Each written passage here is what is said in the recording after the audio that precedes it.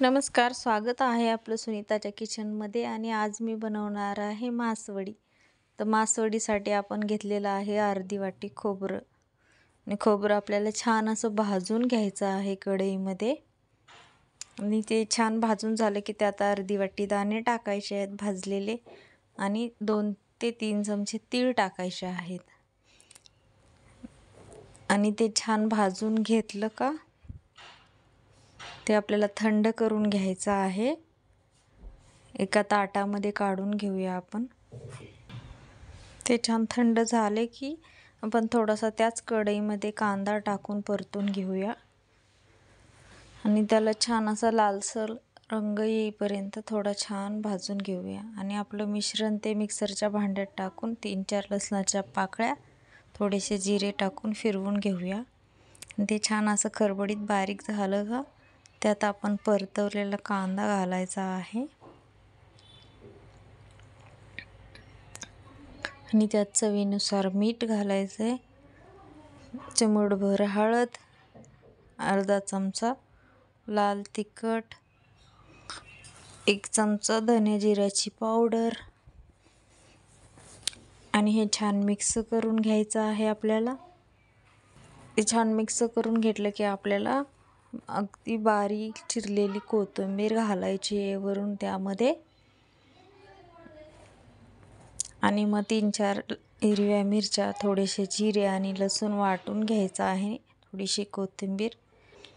एका कढईत आपल्याला थोडंसं तेल घालून जिरी मोहरीची फोडणी घालायची आहे.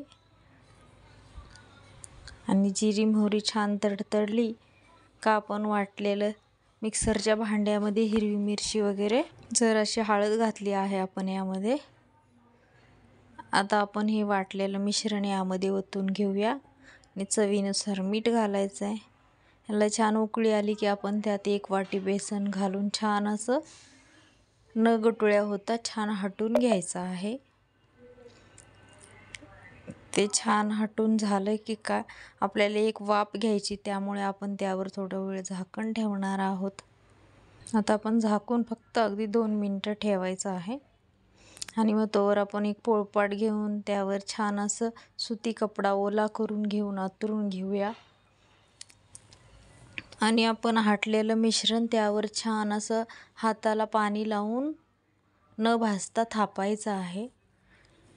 छान असं पातळ थापल्यानंतर त्यावर आपण बनवलेला सगळा मसाला सगळीकडं पसरवायचा आहे. हे आपण बनवलेला मसाला आता आपण सगळीकडे पसरवून घेऊया. आणि तो मसाला छान हाताने असा दाबून घेऊया, जेणेकरून तो सांडणार नाही. आणि मग आपण कापडाच्या साहाय्याने वडीला अशी दुमडून घ्यायची आहे छान. दुमडताना तुम्ही थोडंसं व्यवस्थित लक्ष देऊन बघा कशी दुमडता येईल, कारण आत कापड जाऊ शकतं. त्यामुळे कापडाला आपण धरून मग दुमडायची आहे. आणि दुमडून झाली का छान अशी दाबून तिला एक त्रिकोणी असा आकार द्यायचा आहे आपल्याला छान. त्यानंतर आपण एका ताटामध्ये काढून घ्यायची अलगद हाताने. वडी तुटण्याची शक्यता असते, त्यामुळे एकदम अलगद हाताने उचलून ताटात ठेवायची आणि चाकूला पुसून कट करायची. आता हे बघा किती छान अशा कट केलेल्या आहेत मी. आणि भरपूर मसाला भरलेला आहे, त्यामुळे वडी दिसायला पण छान दिसते आणि खायला पण एकदम छान चविष्ट लागते. हे बघा छान अशा कट केलेल्या आहेत मी सगळ्या वड्या. त्याबरोबर आपण लसूण, मिरची, खोबरं, टोमॅटोचा छान असा रस्सा बनवलेला आहे. आणि मग छान भाकरी बनवलेल्या आहेत. भाकर, भाजी, भात ह्याबरोबर मस्त लागते ही वडी.